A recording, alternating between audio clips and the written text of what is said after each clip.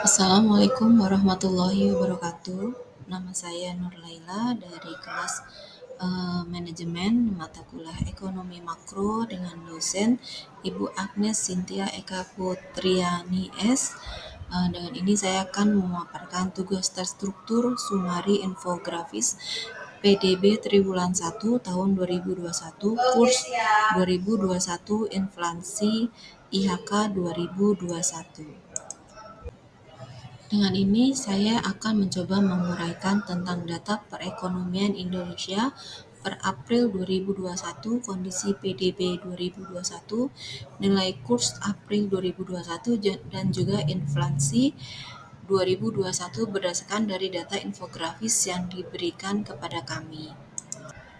Nah, dengan ini saya akan memaparkan latar belakang. Secara umum, kebijakan ekonomi di Indonesia yang diambil adalah dari Bank Sentral untuk memenuhi jumlah uang yang beredar dan daya beli uang. Menurut Undang-Undang Nomor 23 Tahun 1999 tentang Bank Indonesia, kebijakan yang ditetapkan dan dilaksanakan oleh Bank Indonesia untuk mencapai dan memelihara kestabilan nilai rupiah melalui pengendalian jumlah uang beredar dan tingkat suku bunga. Dari sini dibagi dua, satu sisi pengeluaran. Dari segi ekspor 7,745 dari sumber daya YoY tumbuh positif ditopang oleh peningkatan permintaan dari negara mitra dagang utama khususnya Tiongkok dan Amerika. Dari segi impor 5,27% dan sumber daya YoY membaik dorong oleh perkembangan positif dari sektor internal dan perbaikan investasi. Yang kedua, dari sisi lapangan usaha. Dari sisi lapangan usaha, kinerja sebagian besar lapangan usaha melanjutkan perbaikan dengan pertumbuhan tertinggi pada informasi dan komunikasi, pengadaan air, jasa kesehatan. Bank Indonesia menyampaikan perkembangan indikator stabilitas nilai rupiah secara periodik. Dalam penentuan kebijakan ekonomi di Indonesia terdapat beberapa pihak yang terlibat. Berikut ini adalah gambaran singkat mengenai pihak-pihak yang terlibat dalam proses tersebut. A. Pemerintah. B. Bank Indonesia. C. Dewan Perwakilan Rakyat. D. Badan Koordinasi Penanaman Modal. E. Pelaku usaha dan organisasi perburuhan. F. Akademi dan ahli ekonomi. Penting untuk diingat bahwa terdapat pihak lain yang dapat mempengaruhi kebijakan ekonomi di Indonesia, seperti lembaga keuangan internasional, organisasi masyarakat sipil, dan masyarakat umum melalui partisipasi publik dan pemilihan umum. Penguatan atau pelemahan nilai kurs mata uang dan inflasi indeks harga konsumen dapat memiliki dampak yang signifikan terhadap produk domestik bruto suatu negara, termasuk pada triwulan pertama pada tahun 2021. Berikut ini adalah penjelasan mengenai dampak-dampak tersebut. 1. Penguatan atau pelemahan nilai kurs mata uang. Penguatan nilai kurs mata uang dapat membuat impor menjadi lebih murah karena barang-barang impor akan membutuhkan jumlah mata uang yang lebih sedikit. Hal ini dapat meningkatkan daya beli konsumen terhadap barang impor dan mempengaruhi pertumbuhan ekonomi secara positif. Yang kedua, di sisi lain, pelemahan nilai kurs mata uang dapat menyebabkan kenaikan harga impor. Hal ini dapat mendorong inflasi karena harga barang dan jasa yang diimpor akan naik. Jika inflasi meningkat secara signifikan, konsumen mungkin akan mengurangi belanja yang dapat berdampak negatif pada pertumbuhan ekonomi. Inflasi indeks harga konsumen atau IHK. Inflasi yang stabil atau rendah dapat memberikan kepastian harga kepada konsumen dan produsen.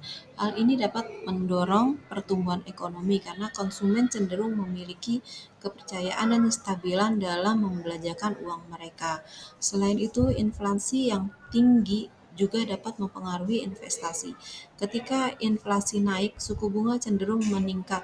Untuk mengendalikan inflasi tersebut, hal ini dapat menyebabkan biaya pinjaman yang lebih tinggi bagi perusahaan, yang pada gilirannya dapat mengurangi minat mereka untuk berinvestasi dan menghambat pertumbuhan ekonomi.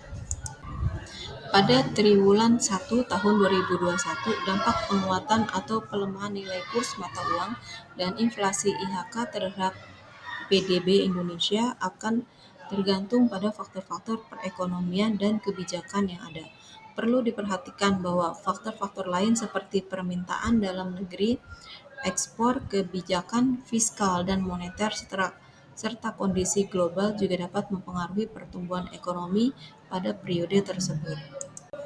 Kesimpulannya adalah pada tahun 2021 Indonesia masih menghadapi dampak pandemi COVID-19 terhadap perekonomian. Meskipun ada beberapa tanda pemulihan, tetapi tantangan dan ketidakpastian masih ada. Berikut ini adalah gambaran kondisi perekonomian makro Indonesia saat ini. 1. Pertumbuhan ekonomi, adanya inflasi, adanya tenaga kerja. Yang keempat, kebijakan pemerintah. Yang kelima, investasi. Berikut ini kesimpulan mengenai kebijakan ekonomi dan pandemi COVID-19 terkait dengan kurs, nilai mata uang, dan inflasi di Indonesia adalah sebagai berikut. Yang A, kurs dan nilai mata uang. Yang B, inflasi. C, kebijakan ekonomi. Meskipun demikian, penting untuk diingat bahwa kondisi ekonomi terus berubah dan dapat dipengaruhi oleh perkembangan pandemi, kebijakan pemerintah, dan faktor-faktor lainnya. Evaluasi terus-menerus terhadap kebijakan ekonomi dan pemantapan terhadap indikator-indikator perekonomian utama diperlukan untuk memahami dan merespon perubahan-perubahan tersebut. Beberapa saran terkait kebijakan ekonomi dan pandemi COVID-19 dalam konteks kurs, nilai mata uang, dan inflasi di Indonesia. A. Stabilisasi nilai mata uang. B. Pengawasan terhadap inflasi. C. Stimulus fiskal yang terarah. D. Peningkatan investasi dalam produksi lokal. E. Kebijakan dukungan sosial. F. Penguatan koordinasi kebijakan. Penting untuk diingat bahwa saran-saran ini bersifat umum dan harus disesuaikan dengan kondisi dan perkembangan terkini. Evaluasi dan penyesuaian terus-menerus terhadap kebijakan ekonomi menjadi kunci dalam menghadapi perubahan dinamis yang diakibatkan oleh pandemi COVID-19. Berikut ini adalah beberapa referensi yang dapat Anda gunakan untuk mendalami topik kebijakan ekonomi dan dampak inflasi IHK. Demikian paparan dari saya. Wassalamualaikum warahmatullahi wabarakatuh.